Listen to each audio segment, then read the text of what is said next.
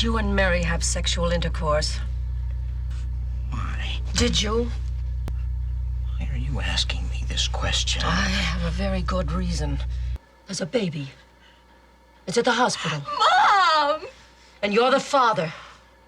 But that's impossible. It's only Mother, been... they're still not sure it is a baby. Hey everybody, I'm Jay Bullington. And I'm Keith Carcino, and we want to know, Have you seen this one?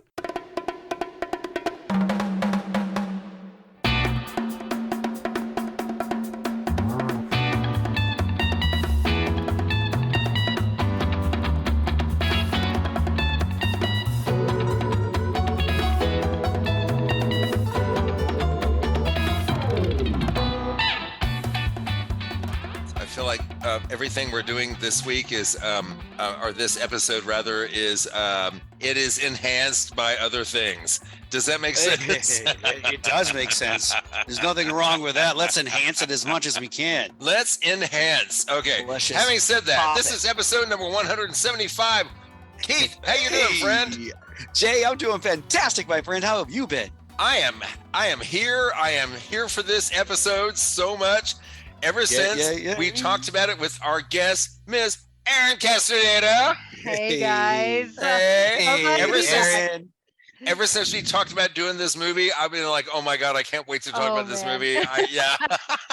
This, And Erin, when I movie. found out you were into it, I'm like, yes, this is perfect. Oh yeah, I learned about David Lynch in college, and dove into him kind of deep in my senior years. So. I'm so excited about this. Let's get into it. Before we do, let's talk about what's been entertaining us lately. Erin, what's new with you? What's been entertaining you? So I haven't really watched a lot of movies or anything because I've been busy with work, but there's this show that we're really into. It's called Jury Duty. Have y'all seen? Jury Duty. That sounds I familiar. haven't even heard of this. No. Okay, so Jay, you will love this. Keith, you will love this. Y'all have to check it out. Oh, okay. It's about it's like a mockumentary. There's a jury, a court. I'm already in. Okay. But it's like there's a court case, and everybody's in on it and is an actor except for one guy. Oh no. And so it's focused on how he handled it. Yeah. Okay. And he's like where is this? Where are you watching this? I'm watching it on Plex, or Okay. Yeah, I know You can Plex. watch it on Freeform on I think Prime. Prime has it for free if you watch it on Freevo or something like that. Okay. But yeah, it's like 6 episodes, and it is This poor guy that's not in on hilarious. it. And he's such a nice I know. guy. He's such a nice guy. Oh. Sounds so is this like, this is a it's not a reality show No, style? it kind of is a reality show, but yet 'Cause it everybody's sounds- in on it. It But they're sounds so actors. They're it sounds actors, so except for familiar. this, yeah.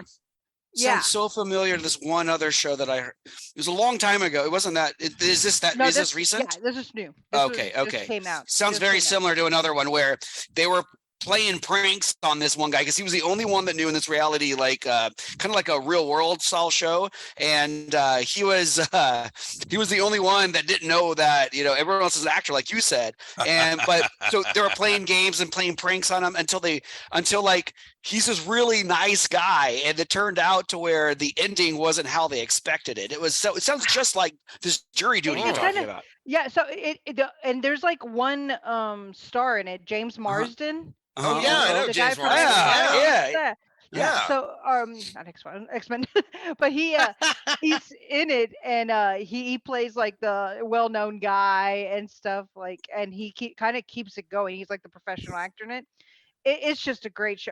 I laugh hysterically every time. It sounds. I'm already hooked. I'm already hooked. It sounds like you have to fun. check that out. I'm You have to intrigued for check that out. sure. Okay. So and then the other one I've been just a podcast that I've been listening to that pretty much every day, just catching up, is This Is Actually Happening. Have you ever heard of that podcast? No, I haven't. It's So- called This Is Actually Happening. Yeah, I love so the title. It's like, Right. have you seen this one? Yeah, you're right. Don't look up as a. Kinda like that. Have you seen this one? it's like different people telling their stories of like, what if you thought your mind was attacking you? What if you're schizophrenic? What if you were used as a shield?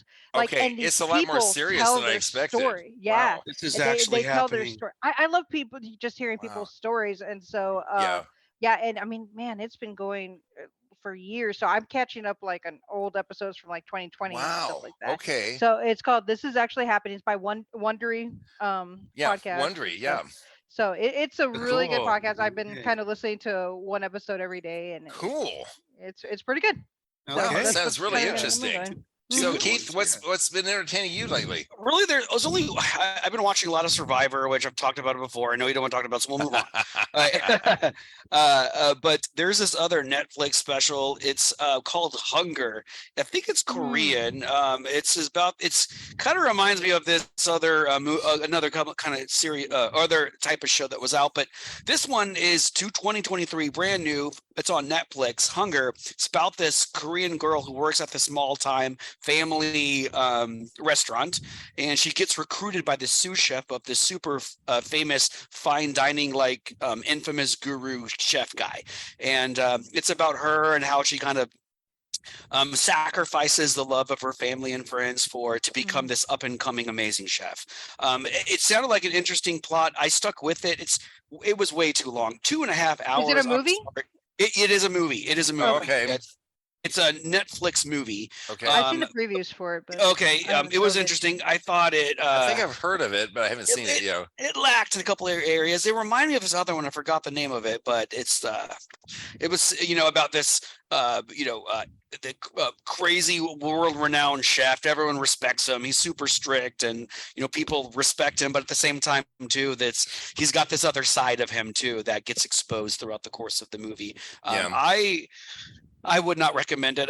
The only reason why I'm talking about it is because I haven't been watching a whole lot, and so I had to bring something to the table. I started watching it, but don't do it. Don't watch it. Don't do it. Right. There are much better ways to spend your 2.5 hours of life. Is it kind of like that Bradley Cooper movie Burnt? Burnt. I don't think I've seen that. No, I don't. Oh, Have you seen it? I forgot about that movie.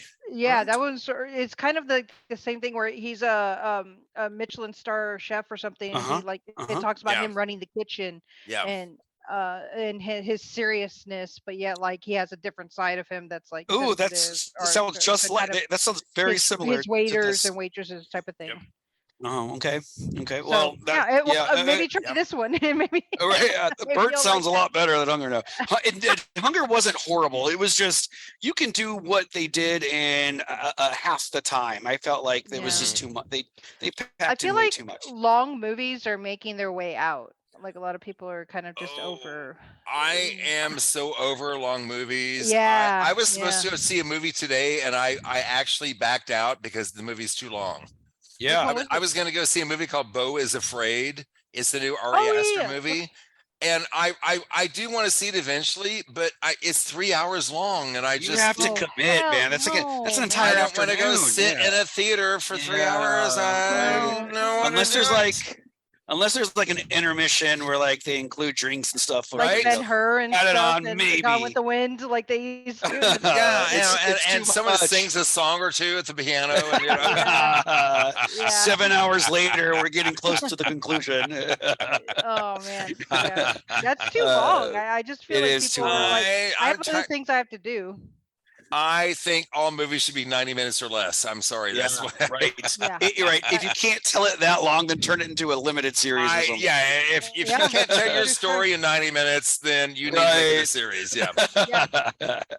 Do you have any other things, Keith? Is that no? That's it, buddy. How about you? Okay. Well, I've got a couple things. One was fun and one was not. I went to see two different movies at the theater. They're both horror themed movies. The one that I really enjoyed is Renfield. Oh my god, I can't wait to see that. I want to. Oh my god, yeah. Directed by Chris McKay. Nicholas Hoult is Renfield, and Nicolas Cage is Dracula. Also, and in no small way, also starring Awkwafina, who I adore. I adore Awkwafina. She's so hilarious. Y'all, this movie, if you're a horror movie fan, it is hilarious. It is so much fun. Okay. I can't wait to see it. You're gonna, Erin, you're gonna love it. You're gonna. I think it just now started streaming that you can actually like. Oh, stream good. Because it's not when you necessarily have to see in a theater. It's not when like, it's not when like, oh, we got it. Oh, the cinematography The is action amazing. sequences or something like that. No, but it's although around there time. are some really fun action sequences. It's really I wanna fun. see that one. I enjoyed every minute. Yesterday, I went to see Evil Dead Rise. Oh yeah, how was that? And Yeah. I gotta tell you, man. What? Really? I'm like, Really? okay. Maybe did you have a lot of high expectations because you I really think maybe I did. I think maybe I Well, I mean, my they expectations. advertise it so much, and so I know. sometimes that's like the killer of it. Yeah. Sometimes you're right, Aaron. That's right. Yeah. I happens. actually, whatever you want to call it, the remake, the revisioning, whatever that came out the last one with Jane Levy, so good. That one was so good. This one, Oh, really? I've been hearing that now. Well, everybody says, oh, because there's children involved, it's so much, the stakes are higher. I'm not lying. When I looked at my phone like 2 or 3 times during the movie in the theater, it was like, wow, like, it was a phone grabber for me. Well, and I felt that way about Smile. Like everybody I liked was Smile though. I like Smile better than this. I did too. I can't believe so many people didn't like Smile. I liked it better than I think the this. anticipation of it. It was just like, oh, this is the scariest thing. Aaron, And I just found her annoying. I'm like, dude, be stronger. She wasn't. Like, She was annoying. But I'll say this: at least it was a new, fresh take on a story. This was 100%. not. Okay. This was not a new, fresh take. You know what I mean? Fair.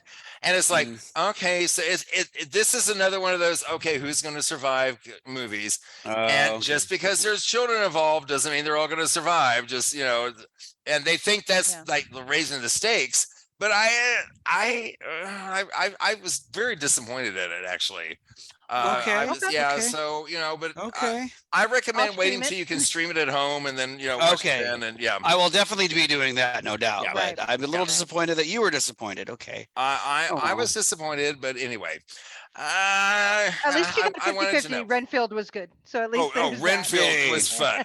Y'all, Renfield was so much fun, and Nick Cage as Dracula. I mean, I was gonna say, did he have a good part? Be? I mean, of course, he's really like coming out like just being a great actor ever since. What was that horror one where he goes on a rampage because his girlfriend gets killed? Oh, Mandy. Yes, ever since Mandy, it's like he's just made a comeback. Yeah, it's so good. I'm so excited about his career right now. He is obviously having a blast in this movie, and so are we. Watching him have fun is fun. I can't wait. You're gonna like it. You're gonna like it a lot. I think it's really fun. Yeah, cool. Okay, and now we're going to talk about a movie now that is like nothing we have talked about yet. No, you're right. There's no way. Nothing we have discussed so far. Yeah. Ladies and gentlemen, we're going to talk about from 1977, Eraserhead.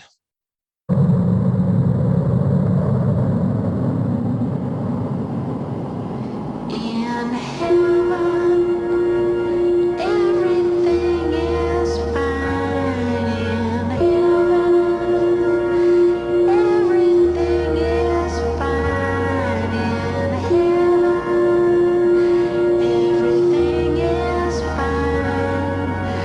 You got your good things, and I've got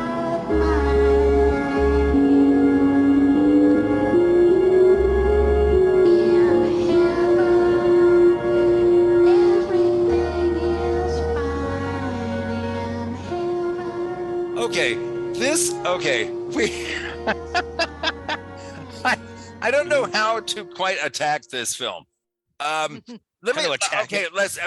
do this real quick. A quick summary. Eraserhead is a 1977 American surrealist body horror. I would call it a body horror film.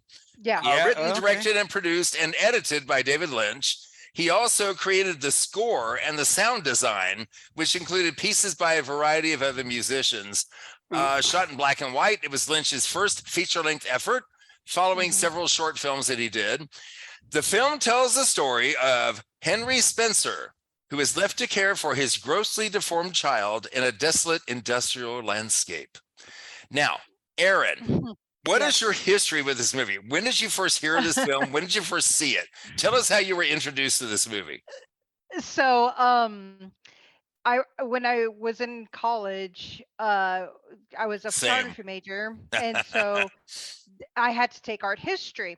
Well, Mhm. we were going with 20th century art history, and David Lynch was like talked about during it Yeah. because he's a contemporary artist. Yeah. And so we studied a lot of his paintings and drawings and stuff. And then my art teacher's like, yeah, he did this crazy film, Eraserhead, along with some short films before him. And so, like art students do, we're like, oh my God, let's get a group of us together. Right. And Go to the midnight showing.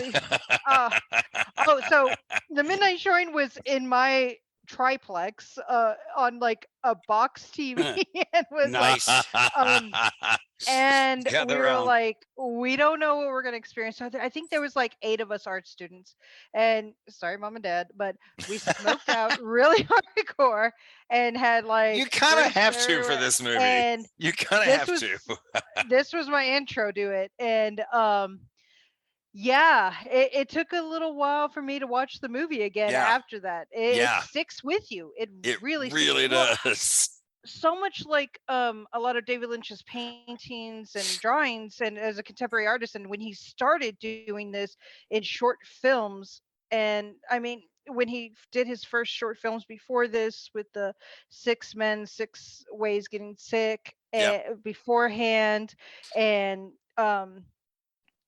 the surrealness to it is really where this is where the movie is. It's a surreal contemporary kind of expression movie, and so that's kind of where my intro to it was in 2008. Just freaked out by it.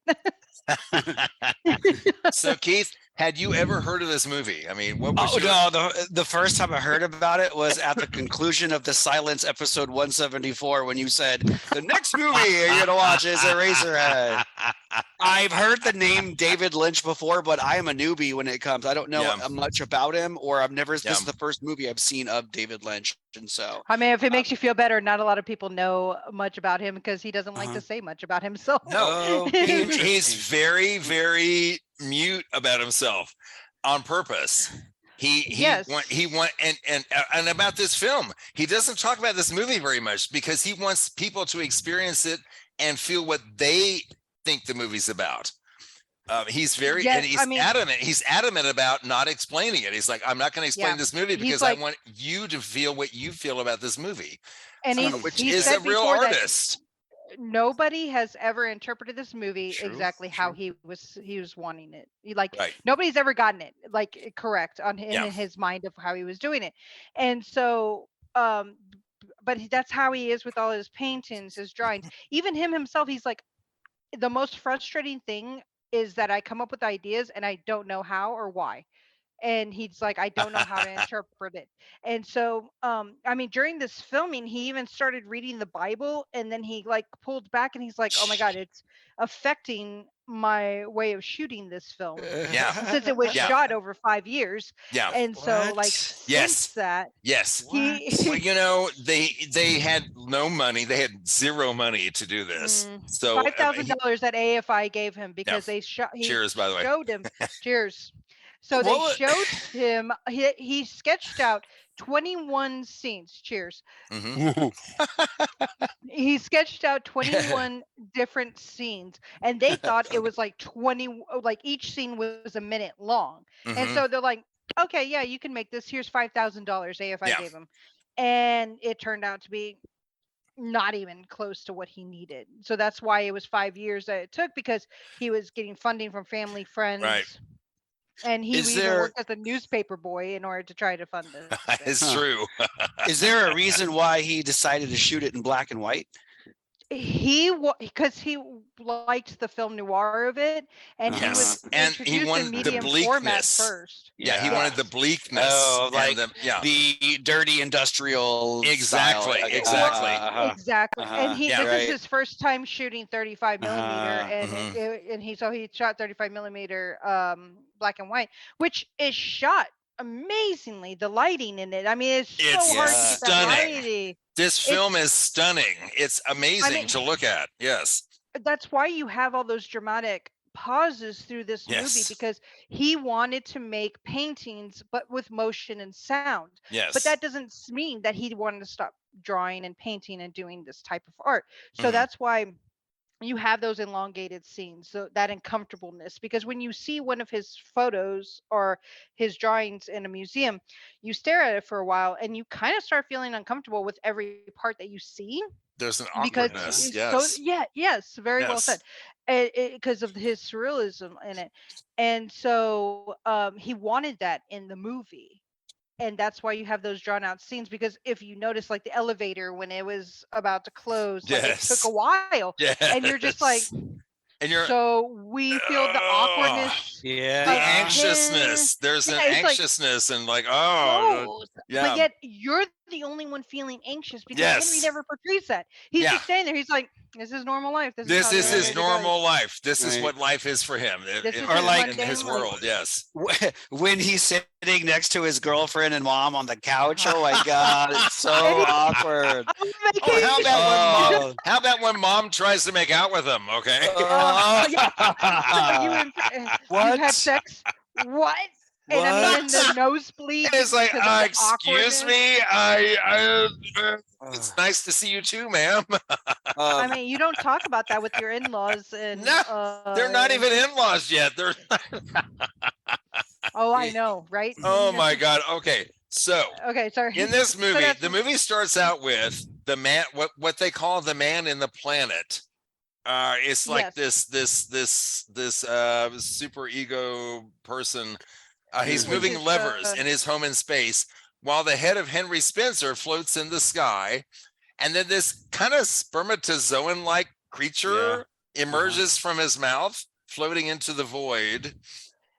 So- It's very spacey, weird, dreamlike, nightmare-like. Well, that's what he was wanting to interpret at first. It's like, this is a dreamlike world, and Yes, so absolutely. it's basically the consummation of this child that takes the whole Absolutely. over the Yeah. whole movie. Yeah, Absolutely. And that's what I the gathered man- from it. Yeah. the man in the planet is his consciousness pulling Yes. levers Yes. and Trying to like, control running his things. Yes.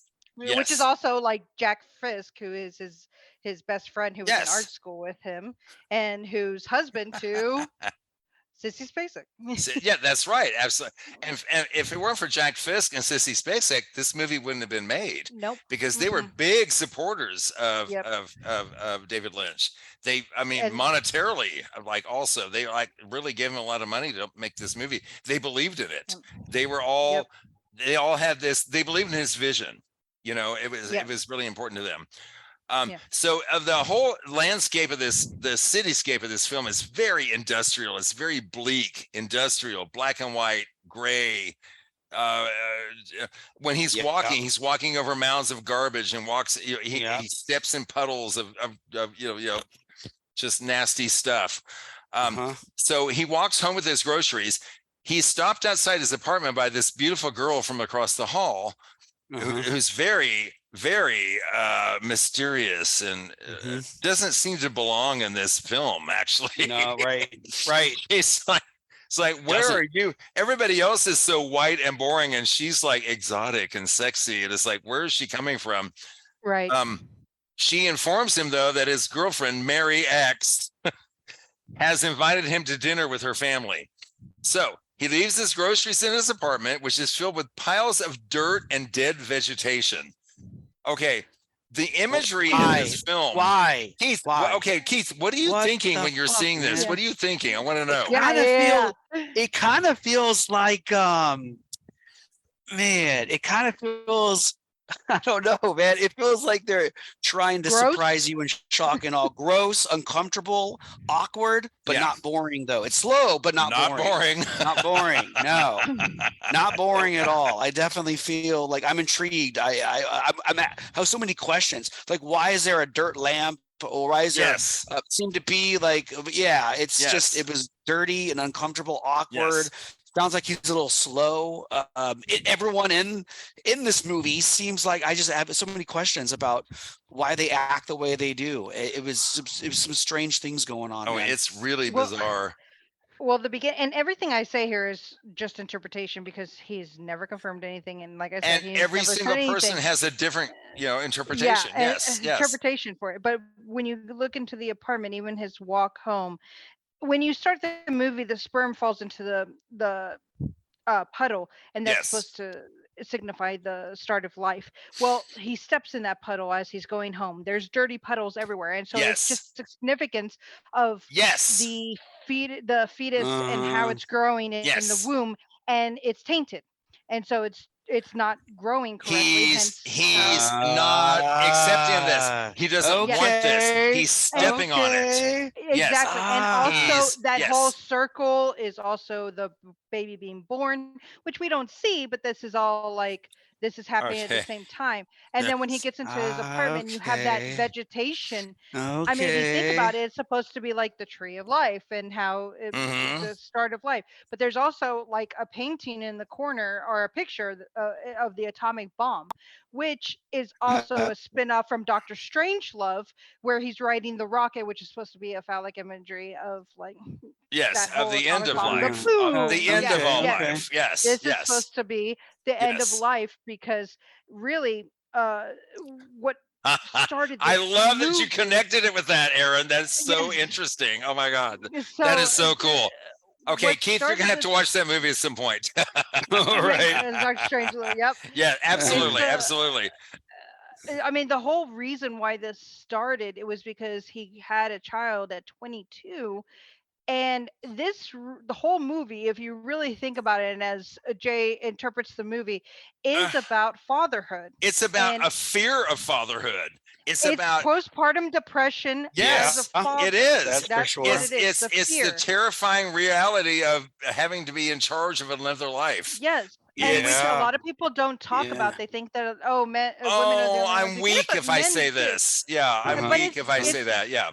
It's BS, because I mean, a lot of men, their first sign of losing a little bit, no offense guys, a lot of sign of their losing their independence is marriage. And then the finalization of that, the finalization of it though is having a child, and you're like, oh shit, I am really in this now.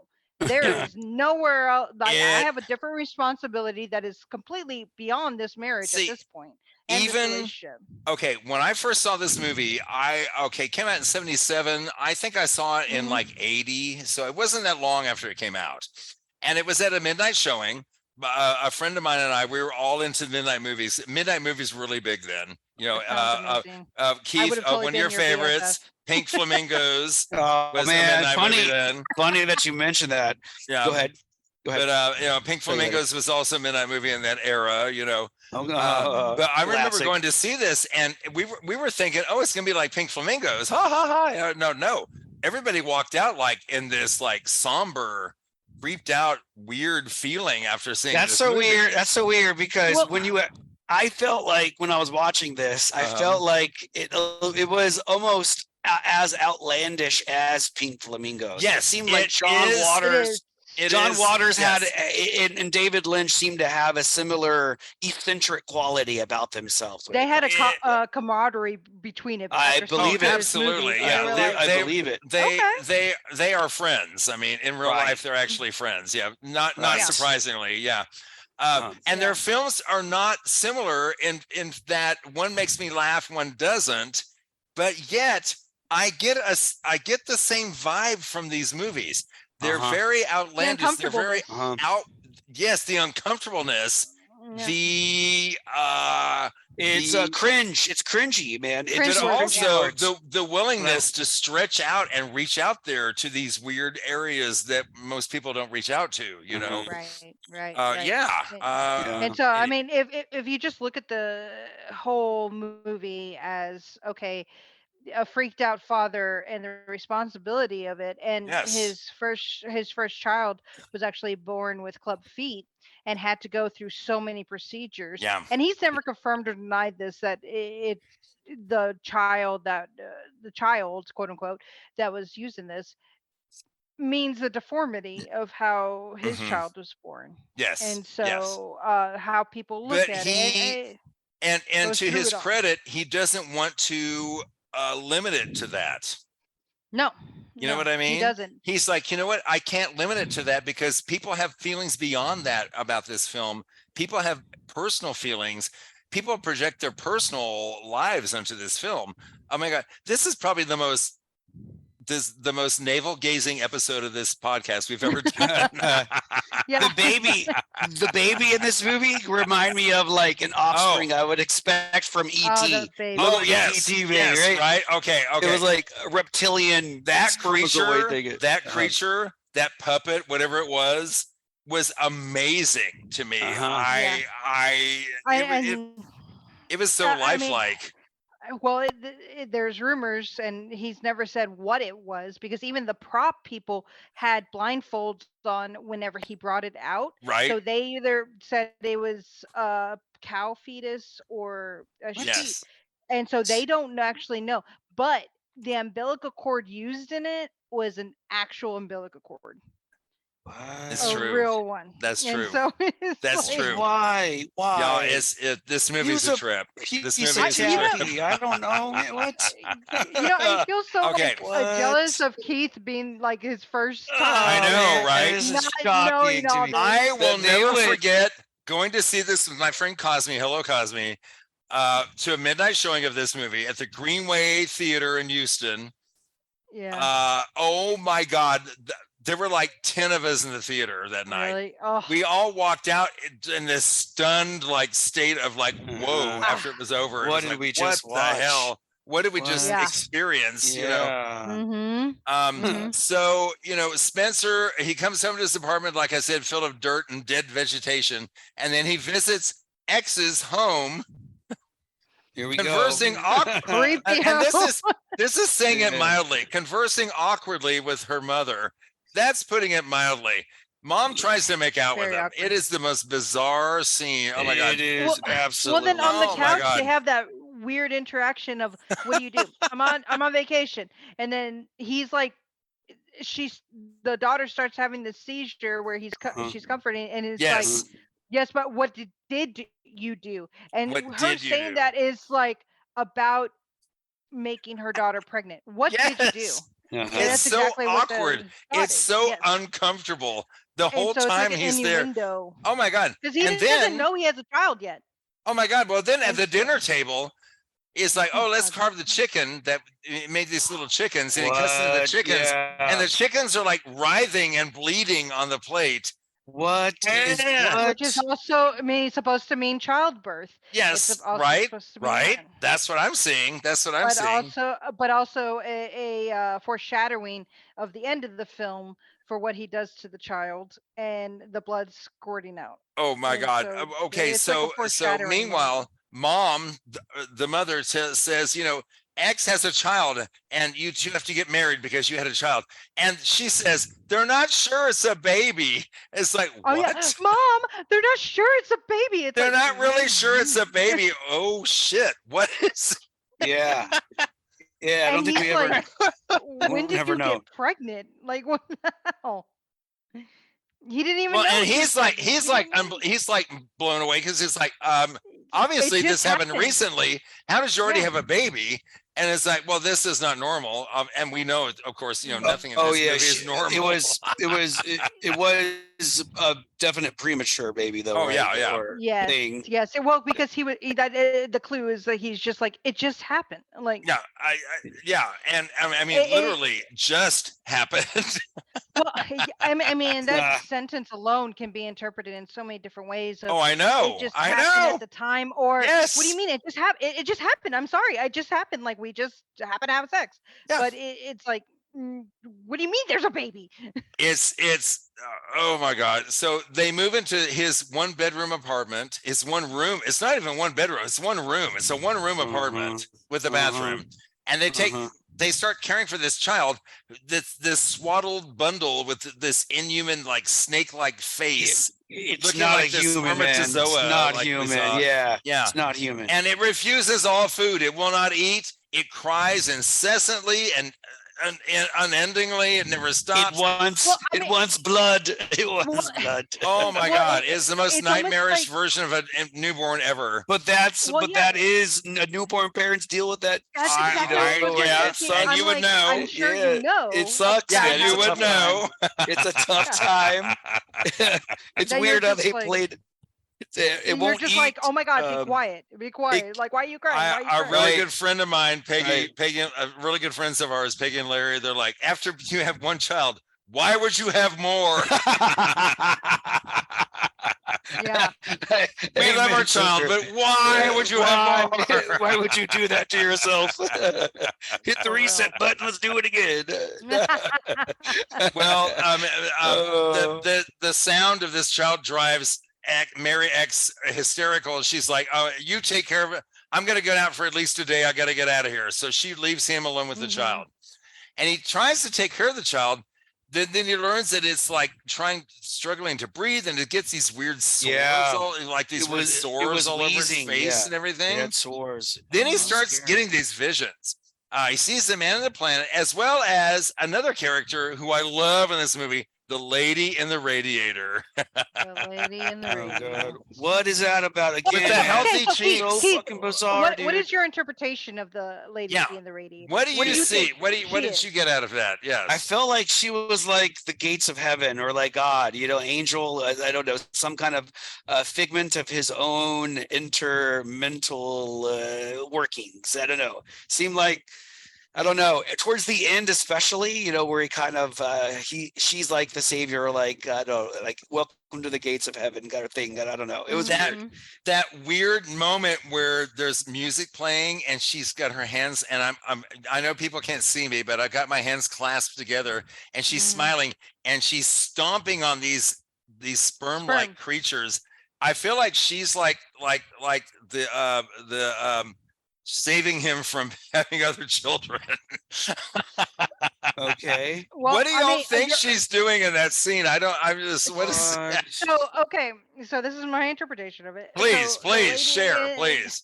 The lady in the radiator. My interpretation is why she. First of all, her look, why she has those cheeks. Those weird And cheeks. So if you ever have tried to be in an awkward moment or a moment that you don't want to be in, and you're trying to smile, does your face not Oh hurt? my God. And it's Yes. okay, so Yes. it's like swelling. Oh my and God, so Erin, you're your right. cheeks start to hurt.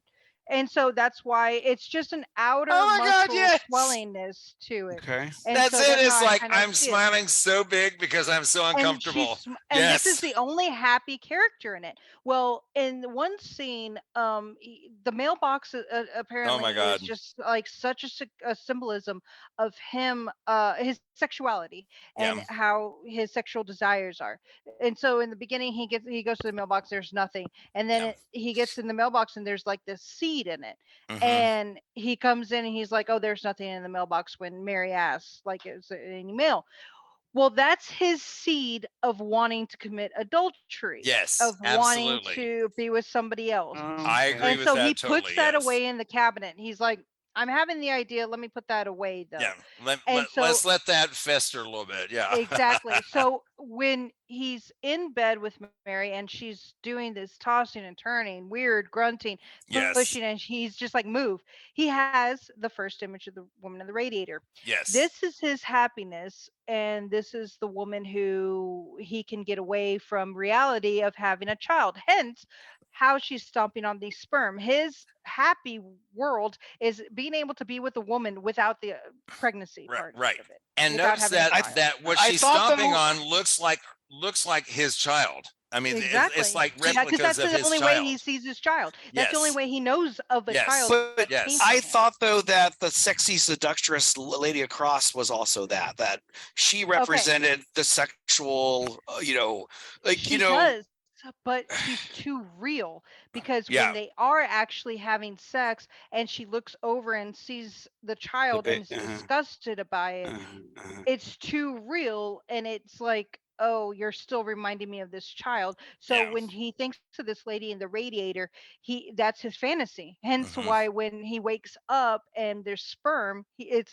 his wet dream. Yes. And so that's what the lady of the radiator is. I love it. Okay. So, I totally agree. I totally agree. I just That's think my that the interpretation. majority of people who watch this, unless you're looking out for these things, it's gonna fall flat. I don't know. I think when I 100%. wasn't expecting to have to do this much work to try to figure out what all these things mean. I'm just gonna kick back, pop some popcorn. Let's see where this goes. Next thing I know, there's like raw chicken that's screaming like. I'm telling you, Keith. What's the going first on time I here? saw this movie, it just washed over me like a tidal wave. Yeah, it was like, I felt that. I'm like, what did I just see? Okay, I've watched this movie. I've watched this movie, I swear, at least 20 times in my life. I've got it on disc. Okay. It's a movie that every time you watch it, something new hits you. I love those kind of every time you watch it, something new. It depends on what part of your life it is, because when oh my God, watched it, Erin, you you're were so still right. Yeah. a kid, and like I first watched it, I was still a kid. I was only like 21, and so like we all turned to each other high and just being like, what the hell did we just watch? Everybody's mouths agape. Agape. Oh my God. And Agape. so we were just like, okay, so should we put a Disney movie on now? Because like I can't deal with it. Let's watch Jaws, because I can understand that more. Yes. Oh my God. Yeah. I was like, you want to talk movies? So, but yeah, it was.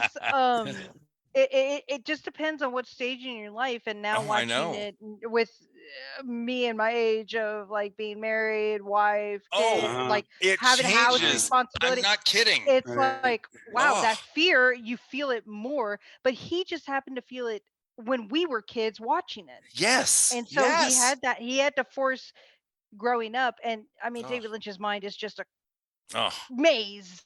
And so he just interpreted this way. So we're seeing things that we feel now in our 30s, 40s, and that he felt at 22. Can you imagine at 22 having all that responsibility? And some people he was such an aware artist.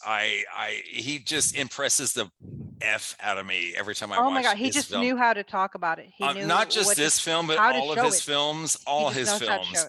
Mulholland Drive. Oh my God.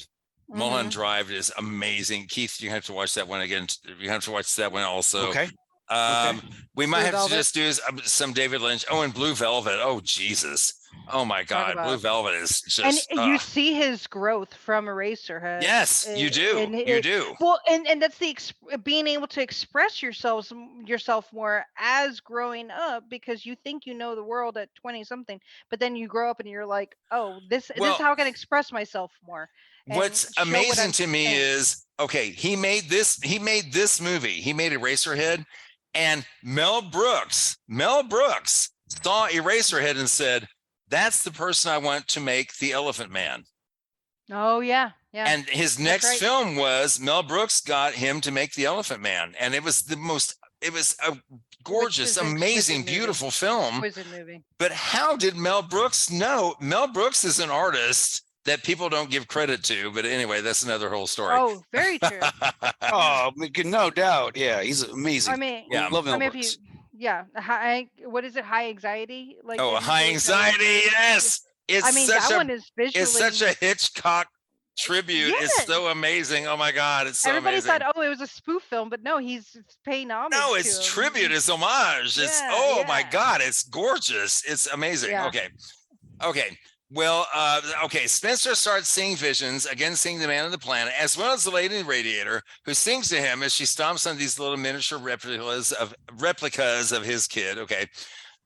So he finally has this sexual encounter with the beautiful girl across the hall, who that's literally how she is in the credits. Beautiful girl across the hall. Yeah. No name. No name. Then he has another vision. The lady in the radiator, where the lady in the lady in the radiator sings, "In heaven, everything is fine." That song is in my head forever. I will never ever get that song out of my head. It's just his consciousness saying, "Oh my hey, God, this is fine. This is fine. What we're doing. Everything's this okay. Is fine. We're okay. I mean, everything's if fine. you actually Everything's think okay." about okay. it, like It's not like the lady in the radiator is the angel on his shoulder, and then the man in the planet is the consciousness. Just I mean, sorry, the lady is the devil, and the man controlling is exact. no, you shouldn't do this. Stop. Well, doing you know, that. I can't say exactly. That's one interpretation, and that's one that I lean toward. That's one I lean toward, but I can't say exactly because David Lynch says there is no exact interpretation of this. No, there's not. It's all up to your, individual feelings. Yeah. The seductress. What's really wild about this, though, he's when he has that sexual encounter, then he goes into like this dream where his head falls off on this stage, revealing a stump that looks like his kid's face, and then his head falls from the sky, landing in the street, and a boy finds it and brings it to a pencil factory and turns his head into an eraser. Erasers. His head is an eraser head. They're making erasers out of his head. Okay. Okay. Oh. And So I saw from the very beginning that's how I predicted this would come out. I called it. I'm so impressed, Keith. There's no way, man. You're like, oh my God, it's totally. And also, there's no effing way you knew that was going to happen. So. Of course not. There's no way. How? I mean, why? How? I didn't even. It was so bizarre and out of left field. It falls, and then some kid picks up his head, takes it, thinks, "Hey, man, this will make for great eraser material, great pencil erasers." Yeah, and sure enough, I love how his head's made out of rubber. Okay, yeah. I love how they tested it too. Like, yep, it works. It's a perfect eraser. I know. It's just so bizarre. So all the sounds and I know we're laughing about this, but when I'm watching it, I'm horrified. You know what I mean? Well, you laugh in the face of uncomfortableness. Well, absolutely. Yes, absolutely. Yeah. For sure. So when his head falls off, it's really a phallic symbol that comes off and pushes his head off. So, I mean, we can all go everywhere with that. And then the baby Yeah, it's head funny. I didn't even go there. You would think I would, but I didn't go there. I know. I had a mythology teacher who said every erect statue is a phallic symbol of a god who's laying down, and the last thing is his penis. So I was like, are you serious? It's like the Washington Monument. It's a phallic god. So I just kind of. I love it. Oh my God, I just kind of like was like, oh my God, everything's a penis, and so stay away. So his head is replaced by the baby's head and everything. Yeah. And so that's where the whole Eraserhead comes, when his brain is used as eraser shavings, because as an eraser. Exactly. David Lynch once had a dream as a kid of a manufacturing pencils going down. Just that scene that we saw, he dreamt that, and so that's where he first started with Eraserhead. And it's about erasing all your past and all your thoughts in order to cleanse yourself. That's this movie. That's every single scene. When you see it again, you think past what you saw before. You go further than you thought before. You know what? I didn't think about this last time. Last time I didn't realize think about any of this. I was like, this whole conversation, guys. I'm like, wait, this movie it's like an onion. There are so many layers to this damn thing. I mean, even down to quote unquote soundtrack, which is just Yes. a factory sound. And I love it you say electricity. quote unquote soundtrack, because it's like a soundtrack, but it's There's no also like a music in moon it. track, a mind But if- track. It's but if you put- bizarre. If you put music in it, it would change the whole It would. film. It would. It And- would. And it's like Instead, I you don't have know- these industrial sounds that are so off-putting and exactly. unnatural almost. You know, it's like, I don't yeah. know if either one of you can hear the sound of a TV being on, where you hear the Yes. electricity. Oh, I Yes. do. Yeah. Yes. Especially I in do. when we were younger. Yeah. When it I was was like gonna say, y'all don't even electricity. know what TVs used to sound No, like, y'all. yeah. I'm telling it you. did. So I When you the couldn't only pick one up, reason it was so why big. Yeah. the only reason why I know that is because my grandparents had one when they first came out, Yeah. and still had it when I was a kid. There and was I a was like, hum. what is There was that like a hum? hum, you know. It's like So he put Uh-huh. that in the film because he Yes. was fascinated by electricity, and he was yes. fascinated by factory sounds and how electricity was taking over the world. Because when he got with Peggy, his wife, his first wife, and had the child, they moved to Philadelphia, and he was just horrified by it. He was scared of Philadelphia, and so much that he even saw a woman on the street, like talking to her breasts and talking about a baby being there. Like he was just horrified by this. Yeah. Moved to LA and was like, I want to shoot films, and brought Philadelphia with him. So this is supposed to be a grunge Philadelphia as the scenery, the background. And so he just remembers, though, hearing the forming of electricity in factories being built. And that always freaked him out. It freaked him out to know that the world was changing. It's an he was unnatural changing. sound. It's unnatural. Yes. It's uncomfortable because it's a Yes. never-ending sound. It's Yes. constant. It's one Yes. tone, and so There's it makes you nothing. uncomfortable. There's nothing organic about it at all. It's all No, it's all it manufactured and feels- strange. Yes. It feels alien. Yes. Just Yeah. like the child. does It's and everything. exactly. Oh my God, Mhm. this movie. Oh, I love this movie so much. Oh my God. Poor Okay. Keith is just like, what? Yeah, You know, man, Keith- yeah. He's like, would y'all stop worshiping? Right, right, like, do we see the same movie? I'm not sure. Let me check. He's like, I don't know. There was this weird guy. and it was like Okay. a bro. I To don't get a know." little further into the story, Yeah. if you can call it a story or a plot, Yeah. Spencer seeks out the beautiful girl across the hall, but finds out, she's with another guy, and so he's crushed. He goes back to his room. Yeah. Then he takes a pair of scissors, and for the first time, he removes the child's swaddling bandages, Yep. and it's revealed that the child has no skin, and the bandages were what was holding all the internal organs together. Then they all spill apart after the rags are cut, and the child is gasping in pain, and Spencer stabs its organs with the scissors. And then the wounds gush this thick liquid. It's not even blood. It's like, I don't know what it is. It's some nightmare. It's not human. It's not. This I mean, we're scene, beyond. man, Yeah. Oh, I feel you, Keith, on watching this first time.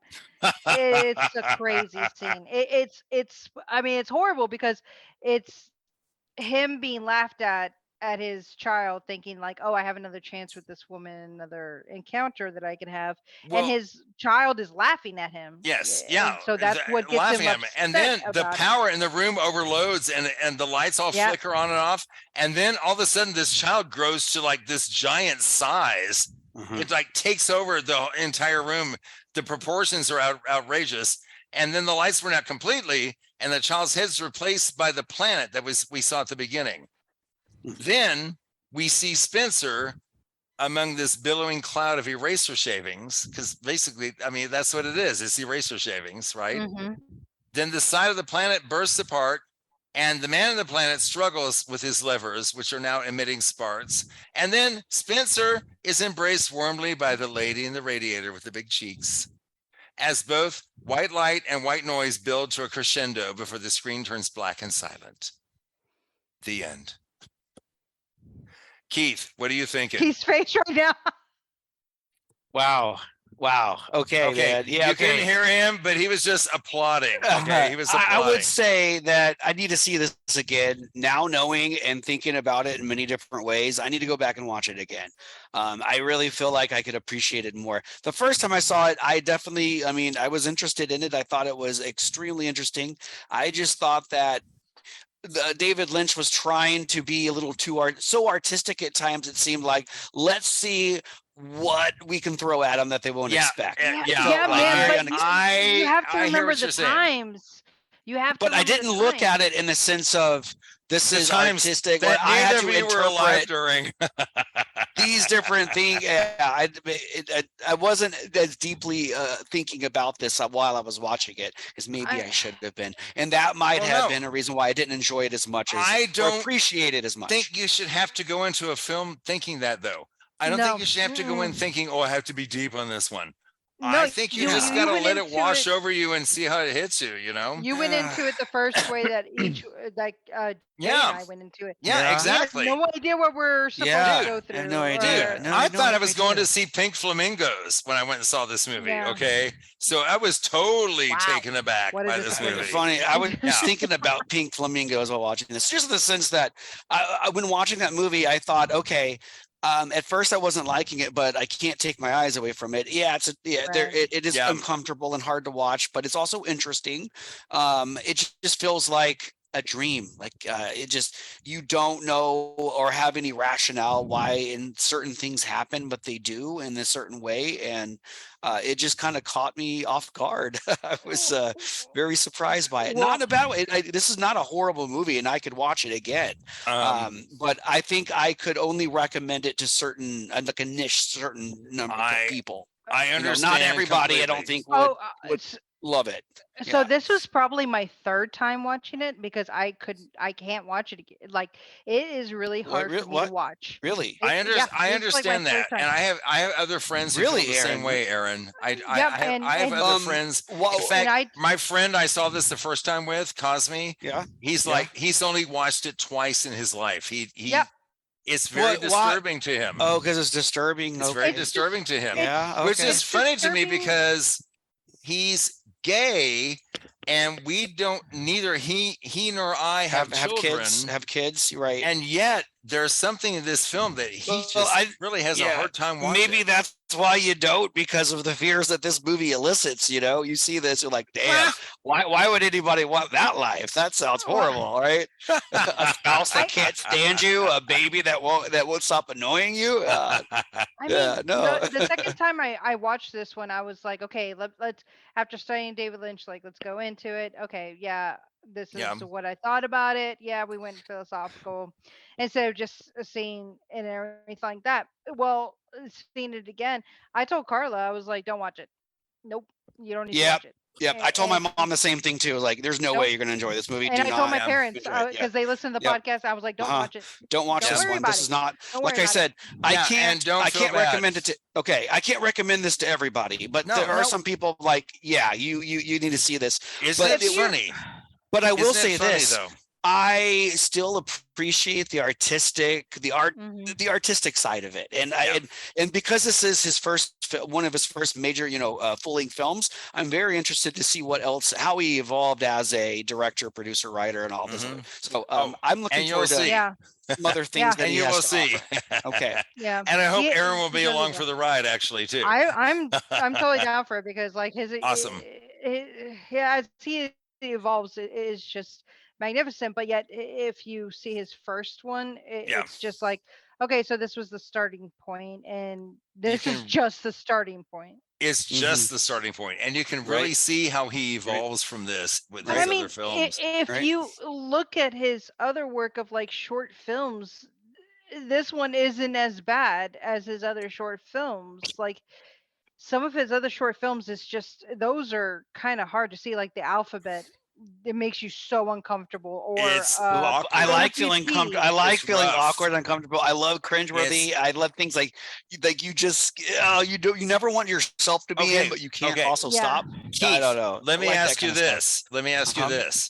After seeing this, do you understand why people said Skinamarink was very David Lynchian? I was thinking about that. throughout this movie, because I remember you mentioning it while we were talking about Skinamarink. Right. I was thinking, yeah, man, it is very, I don't know. It just makes you think. It's off the wall. It's different. It's not something you're used to, but it elicits this emotion without really trying to do so. But it has this very indirect way. Dread. It brings this dread. This realistic from silence. From just silence. Also, like, I think Skinamarink is like you're trying to move the camera. If you understand that, you're like, show me this, like move over around the corner. Oh, like, show me that. Right. And then with David Lynch's films, he shows you and you're like, let's go back. You know what? I don't want to see it. I don't want to see it. All right, we saw it. No, let's move on. I do appreciate Skinamarink in that way, where it's like it is David Lynch like, but it's an opposite way of shooting it. And you're like wanting to know what's behind that wall, but then when you see it, you're like, no.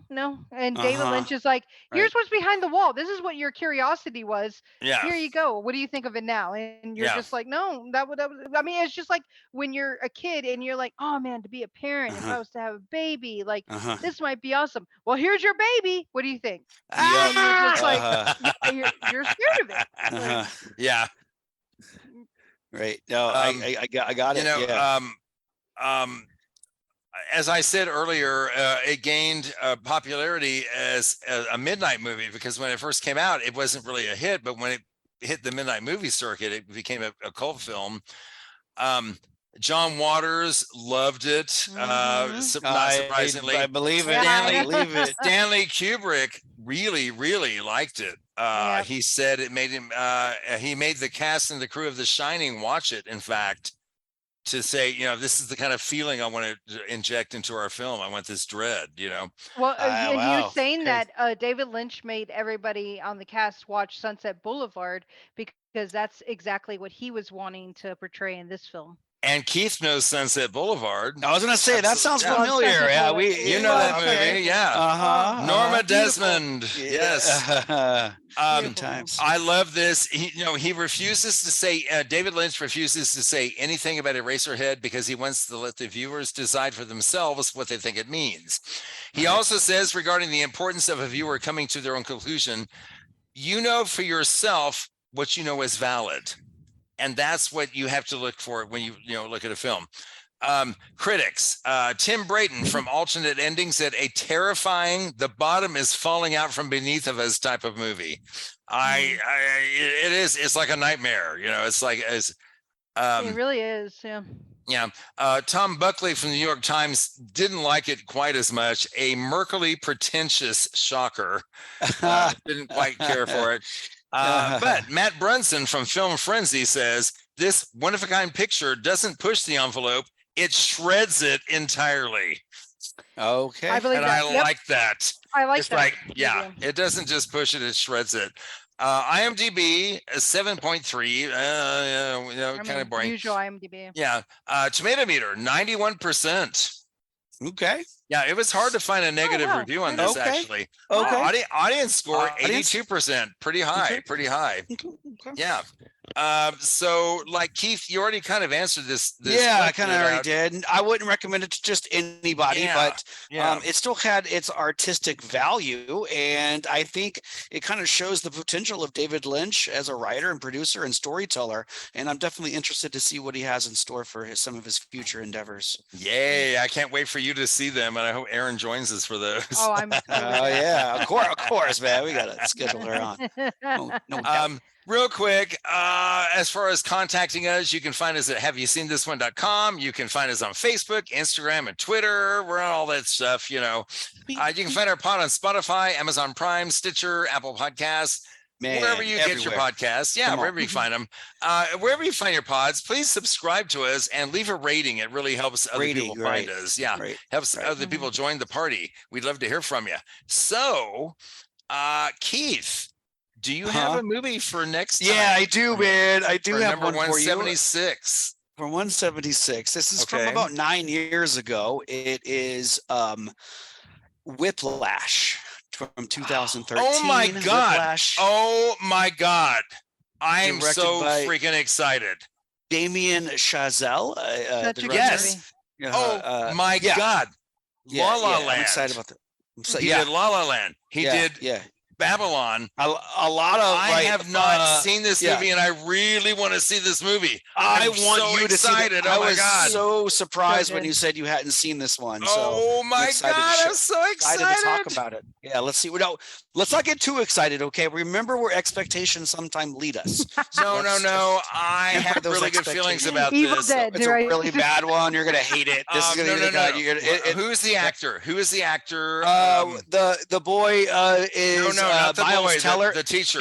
J.K. Simmons. J.K. Simmons. the J.K. teacher. Simmons. Yeah. J.K. Simmons. J.K. Yeah, Simmons. he is amazing. Oh my God, he's Uh, amazing. He won an Oscar for this movie, and I still haven't seen this movie, and I was so excited. I can't can't wait to believe see you've it. never Yes, seen finally it, you get Jay. to see I this. know. Wow. It's one of those I movies that know. for some reason I just never got around to seeing. Wow. Oh man, that's Man, just. you're I'm gonna so love this movie. excited. Oh my God. Oh my I'm God. Oh my God. glad that I get to talk about it. I'm and, so with excited. you. I love the You're gonna- actors, love the director. I'm so pumped. Oh my God, I this think is we're in awesome. for a treat. I think 176, right? Will be Yep. a good one. Yep, number 176. Yeah, Woohoo! yeah, Okay. good times. Well, until before we say goodbye, we got to thank our friend Erin. Erin. Aaron. Oh, Yes. always Thank Aaron. you Always so a pleasure. much for inviting me on this one. It was nice to talk about a film without tits and We let you down there. All right, we'll work on that. We'll work it was on that. nice to get some of my art. We usually do 70s horror with you, and Hey, 70s we- horror yeah, usually it's not- includes you gotta tits. I'm have sorry. Some nudity of some sort. I mean, that was Said the we got genre at the a time. And dead I'm alien not baby. saying it's never going to happen again. Yeah, no, I'm down for another one. It's all good. In fact, I hope it happens again. Yeah, Bring we it all on, do. bring it We all do. But now you're on board for 70s horror and David Lynch movies. So you're Man, on board let's for Yeah. go. Let's deep That's- dive this. Oh, let's do it. Oh my God, I'm so Yeah, excited love about it. that. Sounds great. Well, Keith, I'm really excited about our next choice. I am too, man. I can't wait. It's gonna I be can't fun. wait. Until next time, I'm Jay Bullington, And I'm Keith Carcino. and y'all keep watching movies.